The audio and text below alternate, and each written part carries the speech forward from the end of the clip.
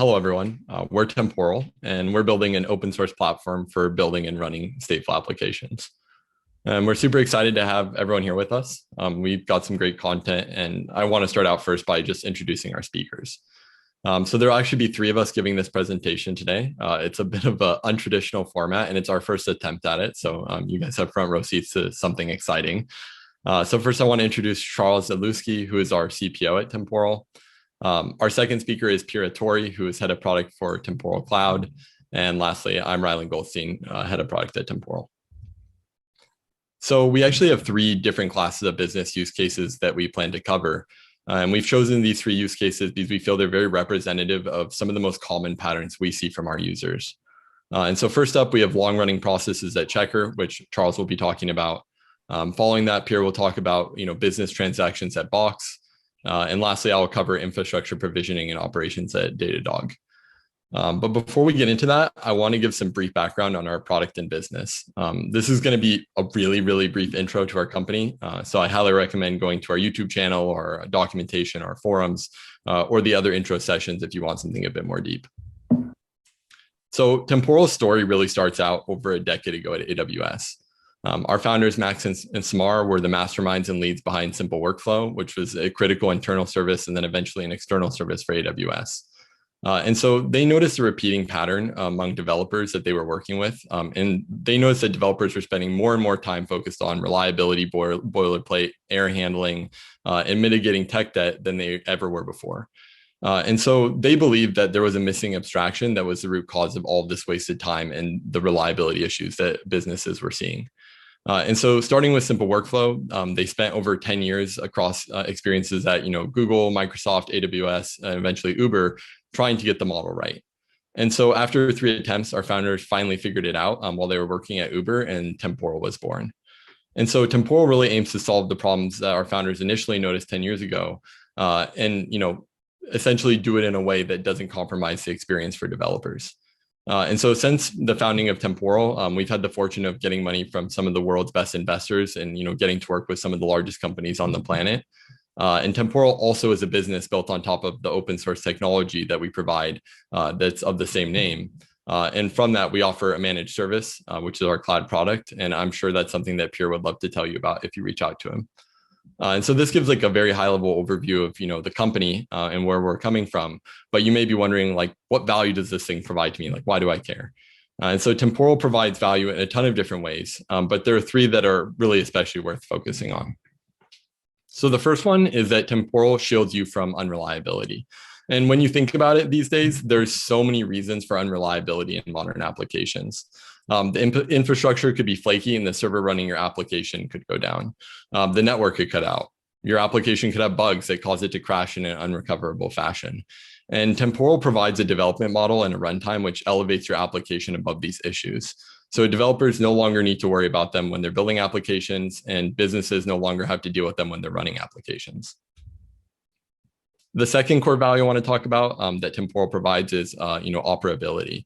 And when we say that, we're really talking about a few distinct things like scalability and visibility and debuggability.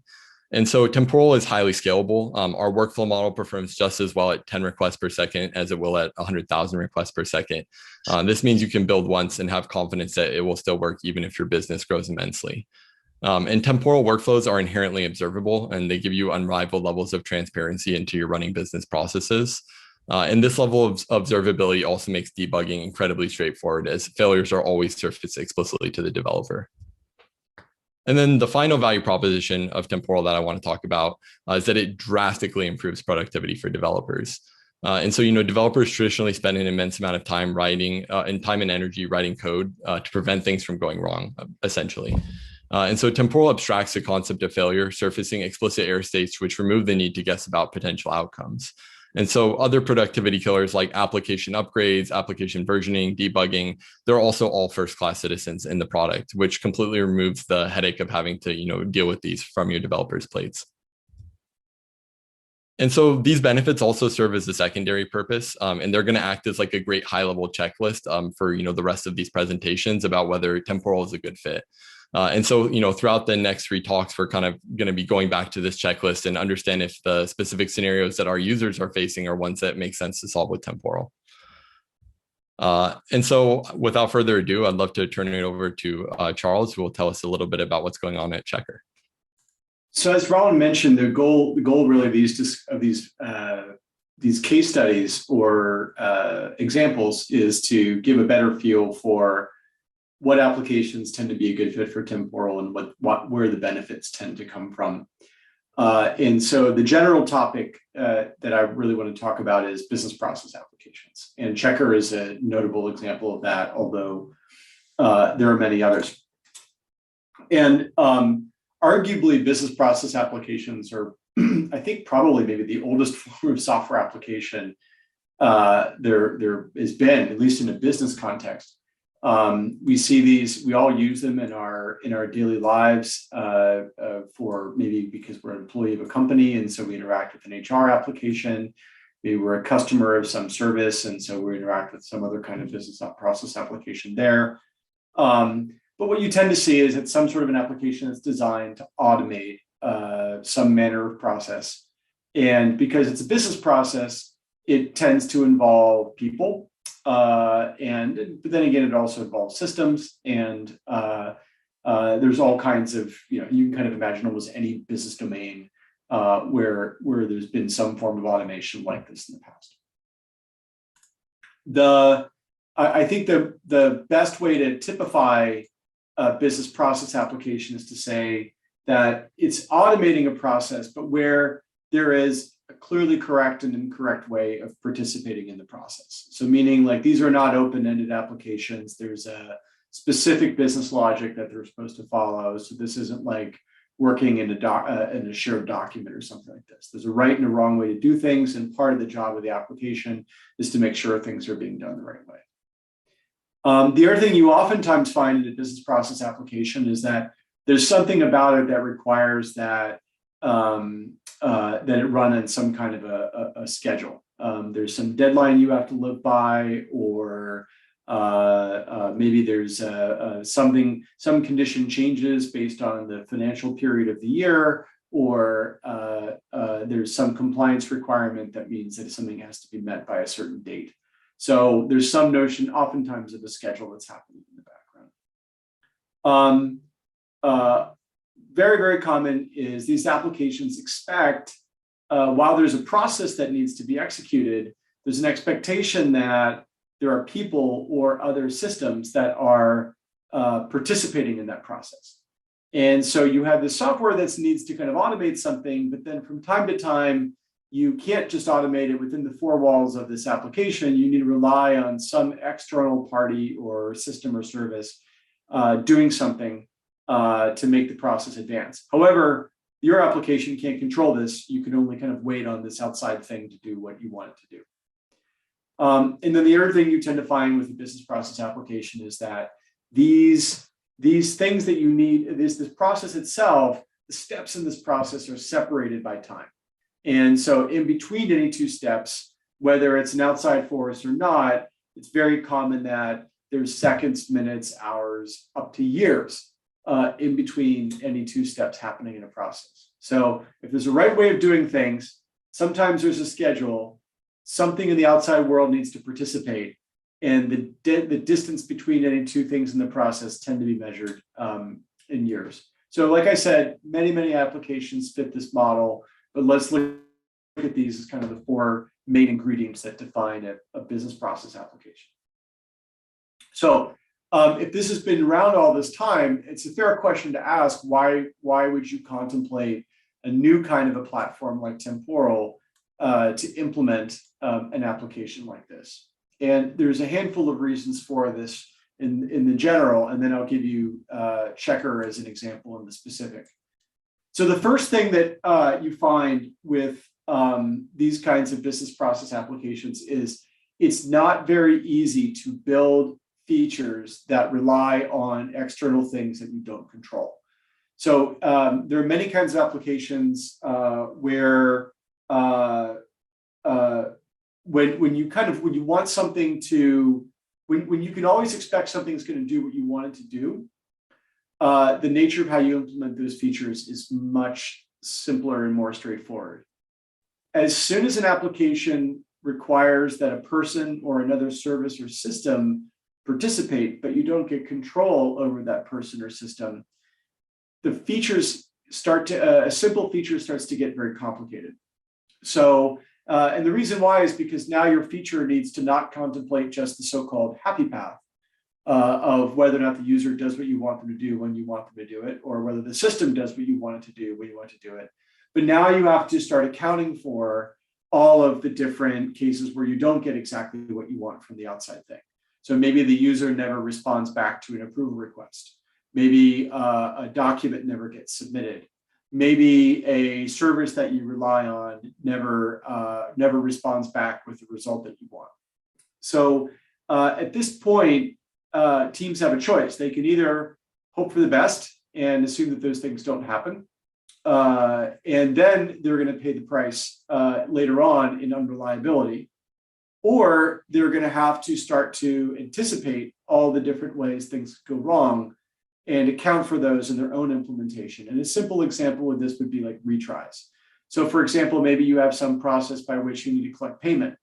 And let's say that sometimes the payment service doesn't, you want to factor in what happens when the payment service doesn't respond to me. And you have all kinds, you might retry, but then if you retry, you have to be sure that you don't wind up getting duplicate payments. So that would be like a very simple example. Or maybe you find that there's something that a user needs to do and they don't respond back. What do you do after the third time that you don't get success? So this winds up now. So you have this choice between hope for the best or factor it in. Realistically, with most business process applications, hope for the best is not a reasonable expectation. And so instead, you wind up having to take a very simple feature and make it into a much bigger and more complicated feature, because now the feature is not collect payment. The feature is collect payment, and here are 5 different conditions of where you retry or don't retry or escalate or fall back, or all of these become things you need to work out. So a simple feature becomes an expensive feature, is really the most common thing. The second thing that you find that's difficult about doing business process applications is it's not so simple when you have to manage all of the correct states that a business process can be in at any moment in time. So if you think about like a fairly, again, it's the same thing. The happy path is relatively simple, but the happy path is rarely the case. So because a business process application, there's only a certain set of valid states the process can be in, and there's a bunch of incorrect ways the process can run. You need to constantly be mindful of what state you're in to understand what other things you are or are not allowed to do. So for example, you might have someone that needs to review somebody's compensation in an HR application, but it could be that that's only relevant during when that person is up for a performance review. So the state of the process is important to understand whether or not you can do anything. So what happens is, from the point of view of an engineering team that has to build this application or enhance it, is now they can't just write simple CRUD functions to do something like an update to review somebody's compensation.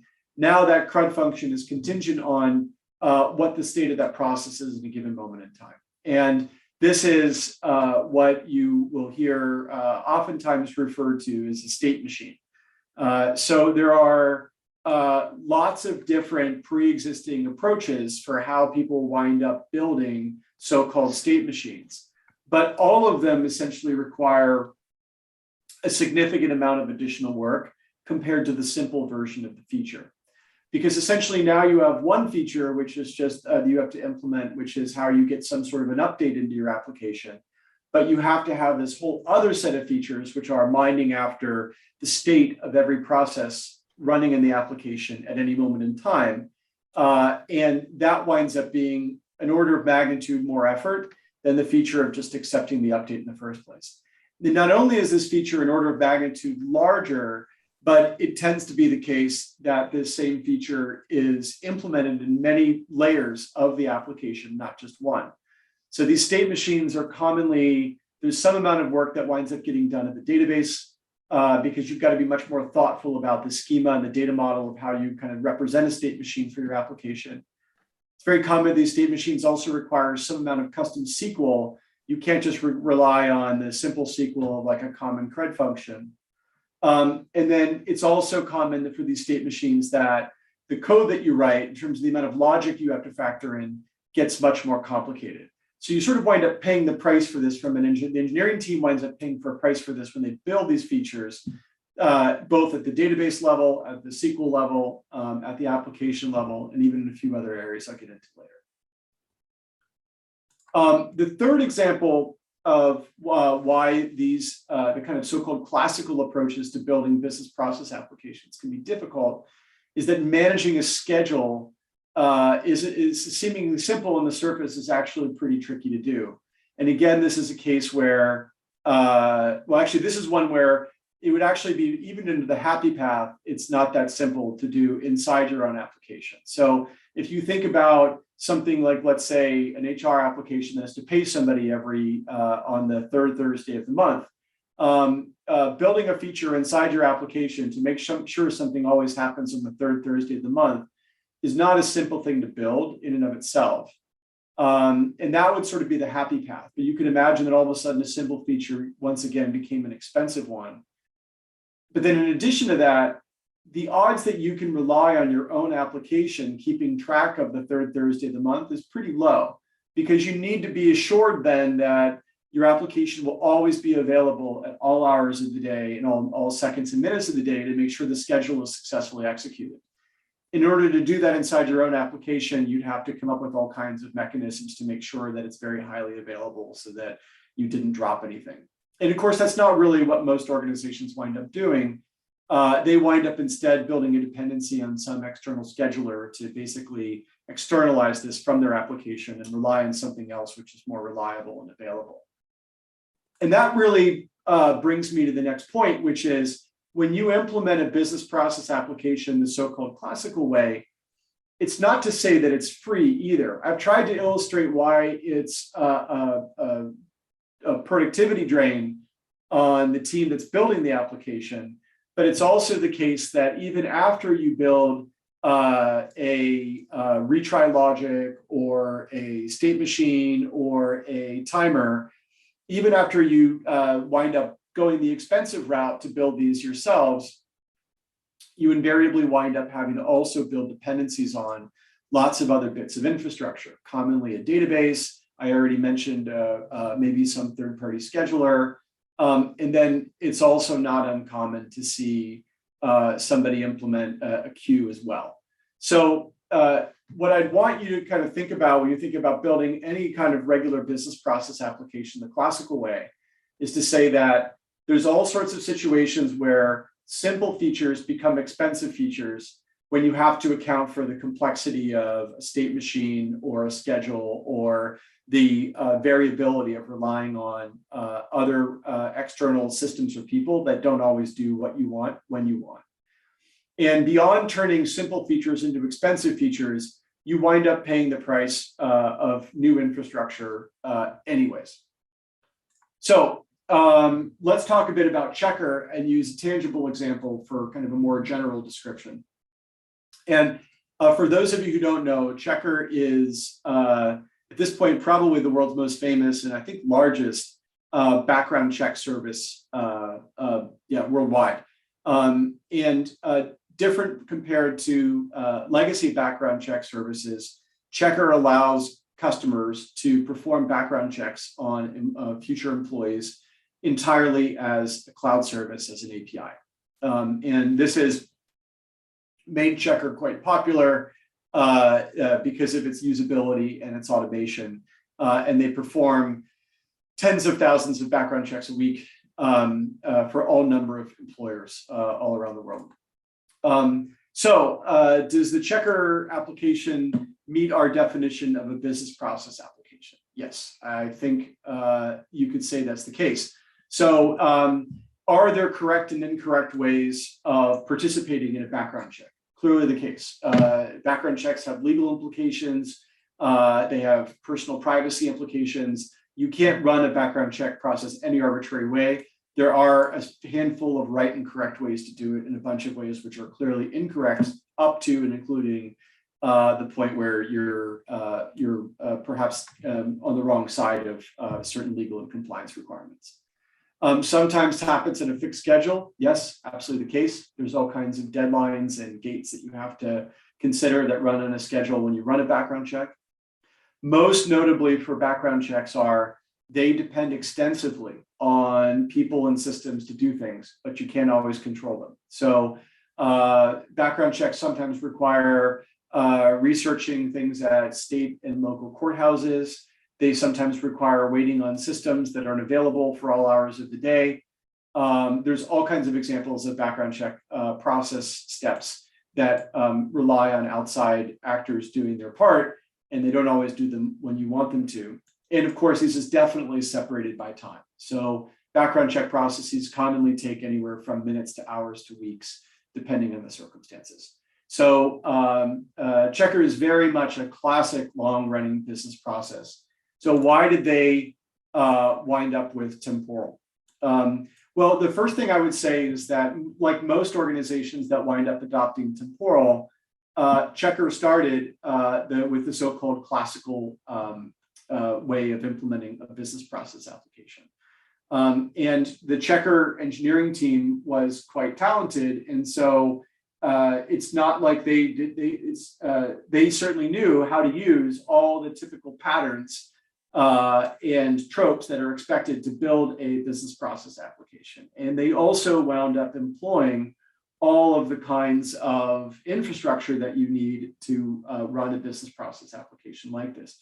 There was some database used to maintain the state machine. There was some queue that was used to feed that database. There was some external timer that was used as well.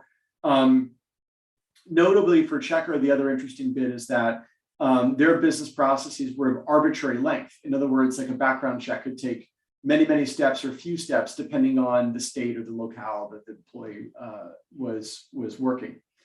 But the other bit that really motivated Checkr to reevaluate their approach, essentially of this kind of more classical implementation pattern, was the operationalization. So all of the examples I gave previously were sort of examples of building these features for the first time. And in every example, what we saw was that we took a simple feature and we turned it into a much more complicated implementation because of the nature of a business process application. Well, it turns out that as you live with this application over time, that complexity has a carrying cost. So that carrying cost shows up in all kinds of interesting ways. Simple example would be versioning. So now when I need to add new features to my application and upgrade to the next version of my application, my challenge is that I have all kinds of business processes that are mid-flight. And how do I now upgrade from a version to a version without determining if I'm going to break any of the processes which are mid-execution? This is a super operationally tricky thing to handle on your own. And for Temporal, this is built into the system out of the box. So the complexity of versioning was one of the major expenses of complexity for Checkr. The second example I wanted to use here was adding new team members to the engineering team. So essentially, you want to be able to get, as Checkr got bigger and they had more and more engineers adding new features to this business process application, every new engineer previously needed to understand essentially the entirety of the state machine in order for them to build their one feature. And so as the code base grew and grew, the cost to get one more engineer productive to add new features to this application got higher. The third bit that wound up being difficult was scaling. So as Checkr got more popular, as more customers onboarded, as more background checks got executed, you now have to think about scaling this application, but you're dependent on multiple different pieces of infrastructure that don't all scale quite the same way.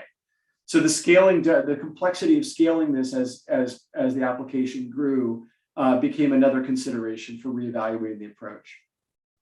And then the last example was visibility. So as more customers use the service, you need to understand how each process is executing in real time. And getting that visibility when you've built these features in multiple layers of the stack, in multiple components, it's very hard to put the picture back together again to understand what's going on for each execution. So the carrying cost of implementing this was actually possible for Checkr using the so-called classical approach. But as Checkr lived with this over the period of time, what they saw was that the operational cost of that complexity got more and more significant. So long story short, Checkr moved over to Temporal and essentially migrated their legacy approach to a temporal-based approach, where essentially every step in the background check process now is part of a temporal workflow. And in doing so, got a number of the benefits that Ryan alluded to earlier. I think by now you can see that for business process applications like this, one of the biggest benefits that you wind up seeing is developer productivity. So the idea of basically saying that simple features can go back to being simple features because the things that made them complicated got outsourced to Temporal. And there's this wonderful comment here from our sponsor at Checkr describing what the before and after experience was like building and running these applications at Checkr. The second big benefit that Checkr saw had to do with the operational benefits, essentially a simpler model for scaling, an easier way to get visibility and execution, and a much more straightforward way to grow the engineering team and handle this complexity over time. And again, kind of a very nice endorsement from our colleagues at Checkr in terms of the operational benefits of working in a temporal model as opposed to the classical approach. So there are many other organizations that have also built business process applications like this using temporal. Some of the public examples you see here are companies like DoorDash, Descript, and Instacart. But we also see these in HR applications that we underpin today, or financial planning process applications we underpin today. So there's many other examples of where folks have been successful making the shift to this new and simpler and easier to operate mechanism of building and running business process applications. So with that, I'm going to take a pause and hand off to, I believe, Pierre, or is it Ryland, to talk a bit about. No, it's Pierre. I think the one thing is, do we want to pause a minute for questions? Or maybe what we can do is, because we're a little bit pushed on time, people have questions, put them in the chat and we can kind of wrap them up. I think that's the simplest answer, as we hand off for now, and then we'll move and we'll see where we wind up. Cool, thanks, Charles. All right, you guys let me know. I think you should be able to see my screen now. You're good, Pierre. Okay, cool. Well, thanks, Charles. So yeah, so what do we mean when we talk about like business transaction? So think of a company that is trying to deliver business value to a customer through some transaction. And in order to achieve it, it needs to provide consistency guarantees across different services. So in the early days, applications were developed as highly integrated monoliths where the database, web server, and any other application resources resided on the same machine. So monoliths comes with some serious drawbacks, but they were very straightforward to code against because it was easy to provide strong, consistent behavior. However, this consistency property is not true anymore with microservices architecture. Components of an application are highly decoupled. So on one side, it is fantastic because it completely changed the economics of running software at scale for businesses. But on the other, it also made it very complex to mutate states, which reside across microservices. So to give like a concrete example, kind of like in the same model than Charles did earlier, for business transaction, imagine you're building a banking application that allows my user to transfer some money, between two accounts that she owns across different banks. To simplify it in the Microsoft architecture, I will need two different services, one to withdraw money and one to deposit money. It's pretty simple. So that's a typical scenario where I do need to provide strong consistency through failures, because at the business level, my user could either end up with more money on the accounts or money has simply vanished from their bank account. So either way, both of those outcomes are clearly unacceptable. So this consistency problem with microservices is something that wouldn't have happened in the past with monoliths, because like a simple transaction would be enough to guarantee consistency. But now in this cloud era, as we're building basically like new application, and with microservices architecture, it's completely different. And so that's exactly what happened with Box, and that's what they wanted to solve for. So as we all know, Box is in the business of file sharing. So they are dealing with like very big folders. And so what's a typical thing that they don't want to see? Well, a simple example for them of like a type of business transaction issue that they don't want to see happening would be, for example, to copy a folder, from point A to point B. And then, something happened in between, and now you're ending up with 2 copies of the folder in the destination folder. That all happened to us. Or, or not being able to keep permission across copies, resulting in some files that now cannot be accessible anymore. So for Box, these folders often contain millions of files, which each with their own set of permission, metadata. And so when files are deleted or updated, changes needs to be propagated everywhere. So failing to propagate the updates is costly and often results in data corruption or inaccessibility. So clearly, it's critical for them that the system which handles propagation, has to be strongly consistent and completely reliable. So what did Box do? What they tried? Well, they tried first to solve, this problem with a homegrown orchestration system, powered by queues and events. So tasks were added to a queue, there would be some workers that would pull them from, requeuing the new task and state as needed. But maintaining the consistency with this ad hoc system was really not simple. And honestly, it's a really typical approach that we see over and over again. And it's kind of like a natural evolution to reuse services or databases or queues, to try to solve this application state problem and trying to handle failure and transient issues. But however, it quickly become an unmanageable number of databases, that needs to house all this unique state machine, like in the case of for Box internal logic, for example.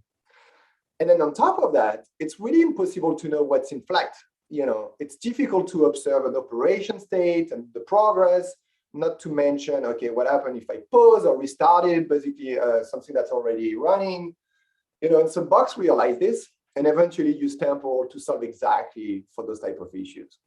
So the Temporal architecture offers, to them a path to using microservices without having to code around the consistency issues. So what it means is basically by leveraging Temporal for the business transaction use case, well, Box saw quickly some obvious benefits, especially around reliability and consistency.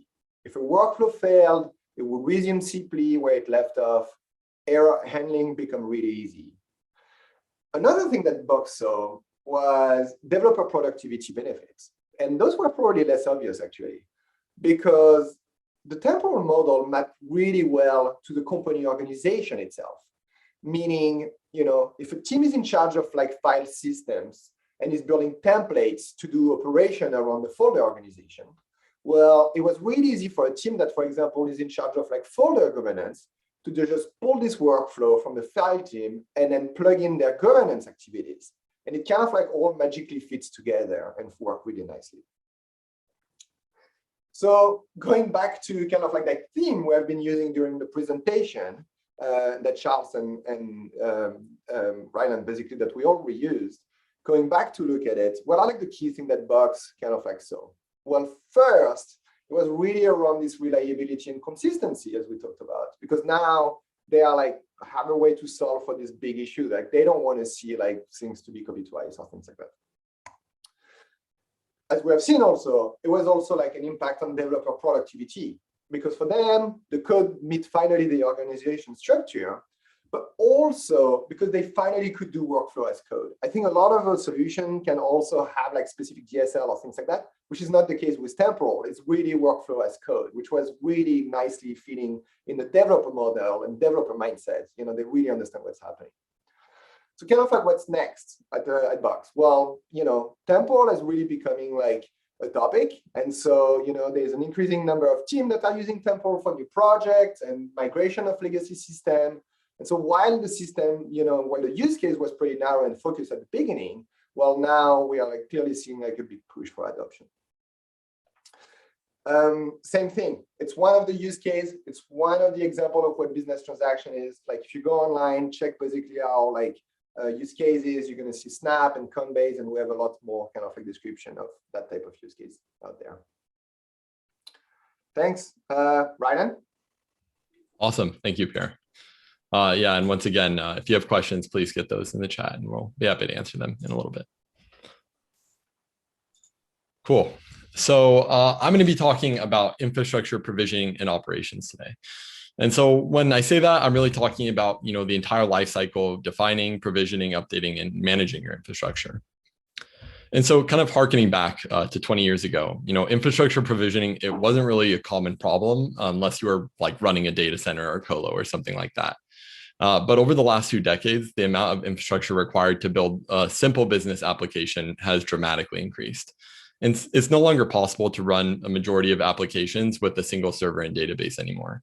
And it's hard to be a successful business, honestly, at this point without needing to run and manage a bunch of your own infrastructure.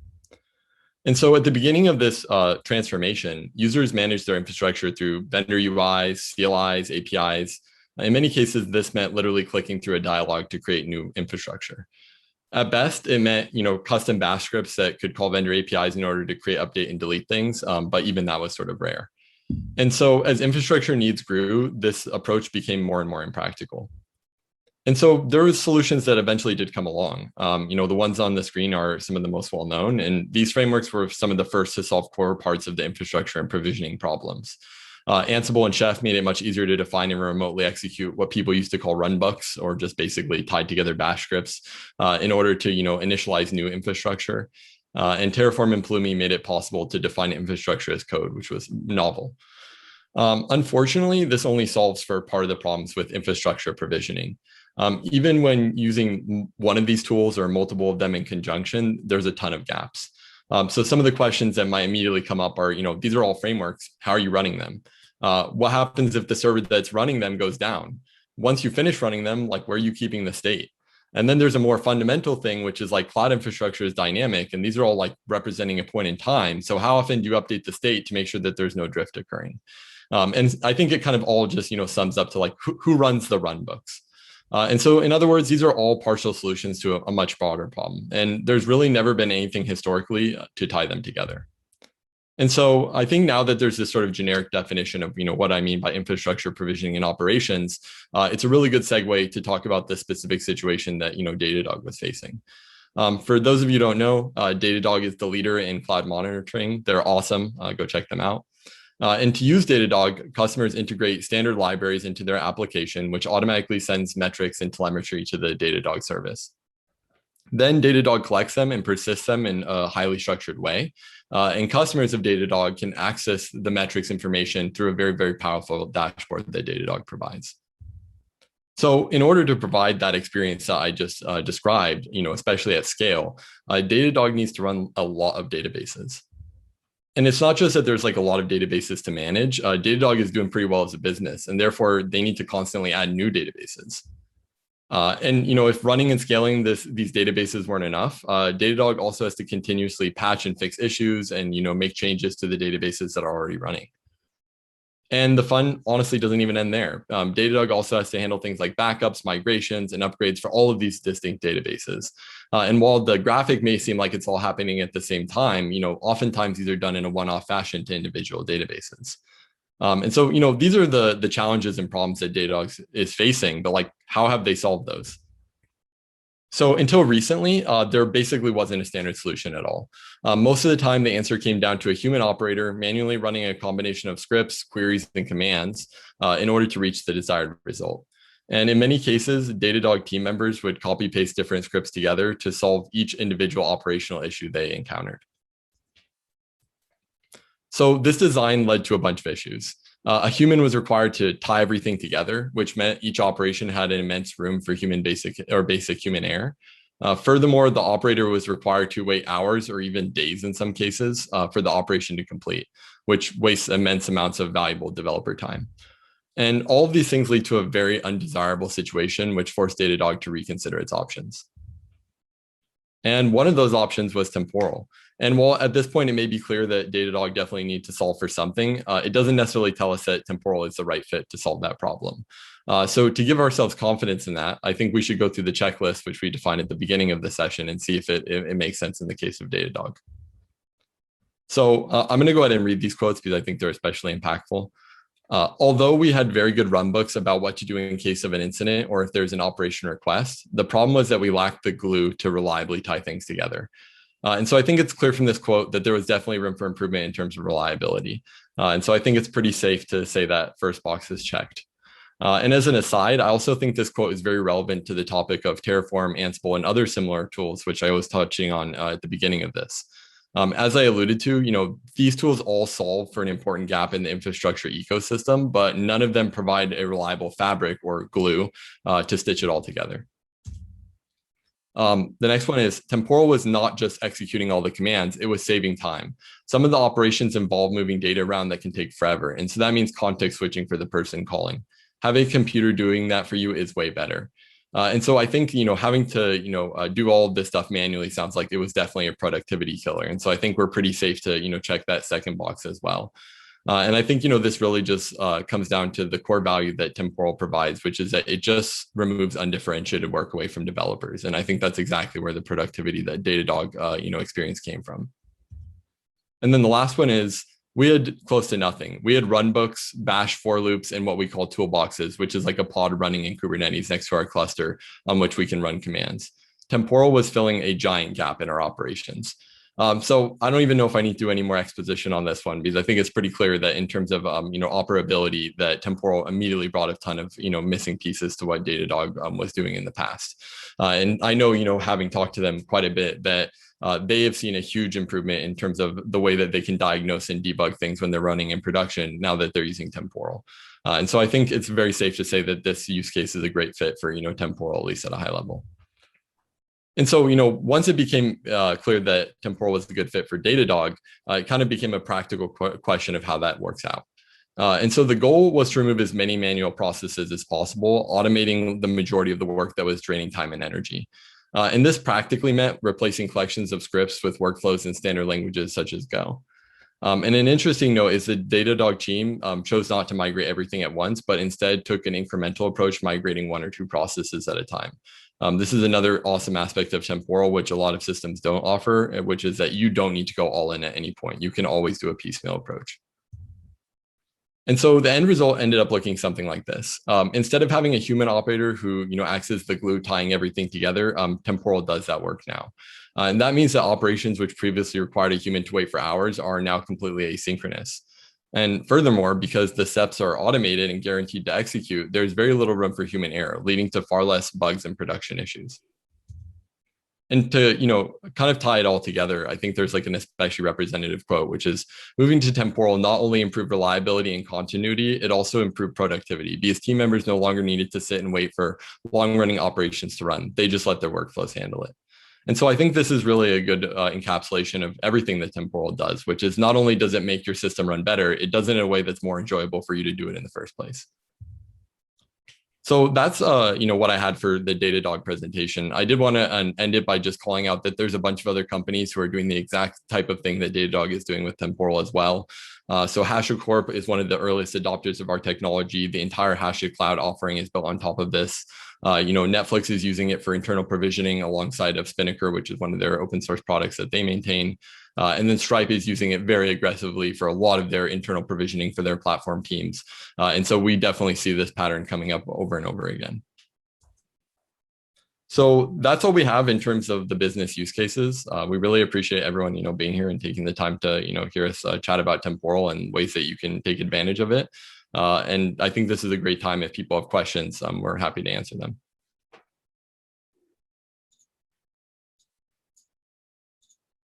I think I see.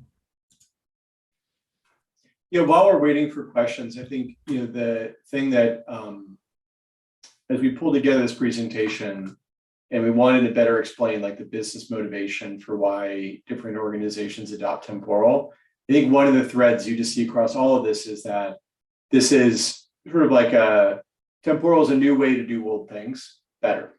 And so hopefully the explications you saw from each one of these, whether it be for a transaction or for an infrastructure application or for a business process application, we tried to sharpen that distinction and the business motivation behind why you would embrace a new way of doing the old thing.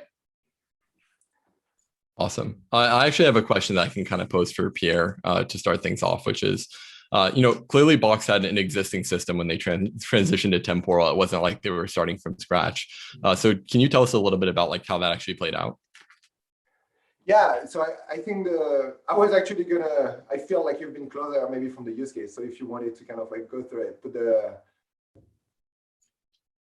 Yeah. You're saying you want me to field it? Yeah, I was gonna ask you to kind of like, because I think you've been like closer from the detail. Yeah, absolutely. So I think, and it's actually it's nice because there's a common thread within even the Datadog story, and that's that, they almost every group or company that adopts Temporal, they go through like a validation period where they set up like a proof of concept internally and want to make sure that, the system actually does all the amazing things that we say it does. And so, Box and Datadog, they both went through these, similar processes. They validated their concerns, like from a technical and functional perspective. And we're pretty confident that, Temporal lived up to the guarantees that it promised. But even with all of that in place, it was clear when they started actually trying to move the technology into like, people like running it in production, that there was like an ideological difference between the way that people had done things before and the way that they had done them now. And so one of the biggest things that both Datadog and Box had to overcome was this, like essentially people not knowing how to do things the Temporal way, and like, not having trust that this new way was going to solve all the problems and all the challenges that they had been facing before.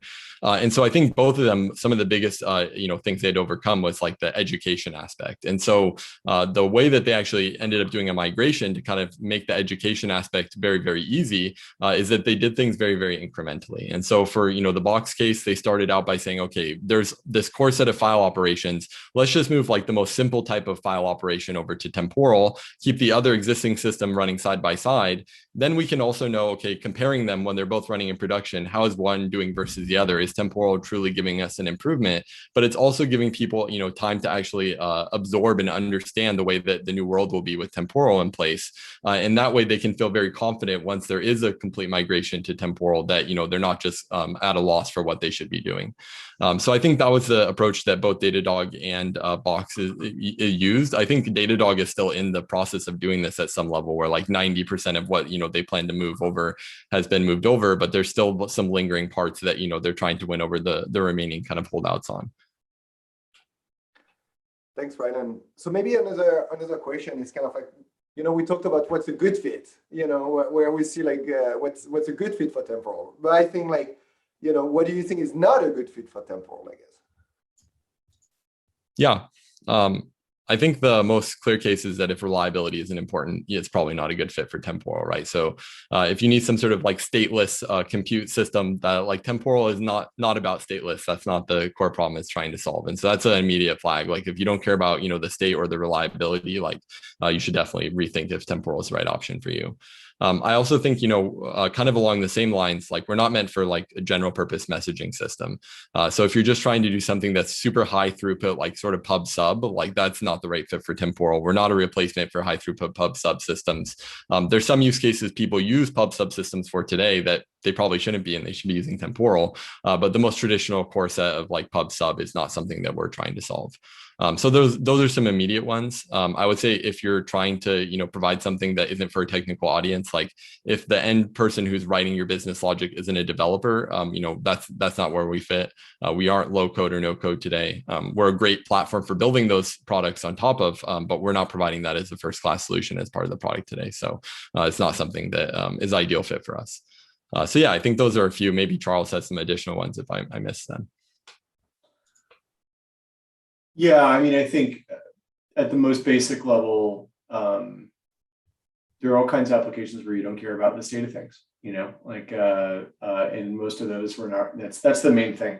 But the other thing I guess I would add is there's sort of what's not a good fit, and then there's also just where to get started. And I think what one of the common patterns you see is even from all the presentations we've had, that everybody already had something first and it was still okay to move to Temporal later. They didn't need to start from a brand new application. They could move an existing one. And the second thing you see is that people tend to come for either the reliability because the existing system is starting to let them down, or for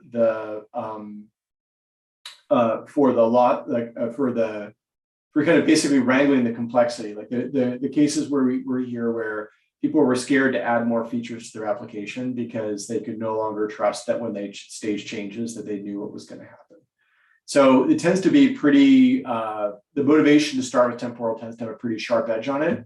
But if you look at the future applications people wind up doing with Temporal subsequently, they get much more diverse, much more quickly. So they sort of come for the reliability and they stay for the programming model.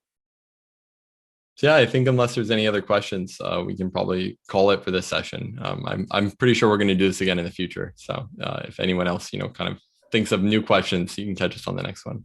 Yep. Thanks for those of you who signed up. It was a pleasure to pull this together for you. Thanks, everyone. Thank you.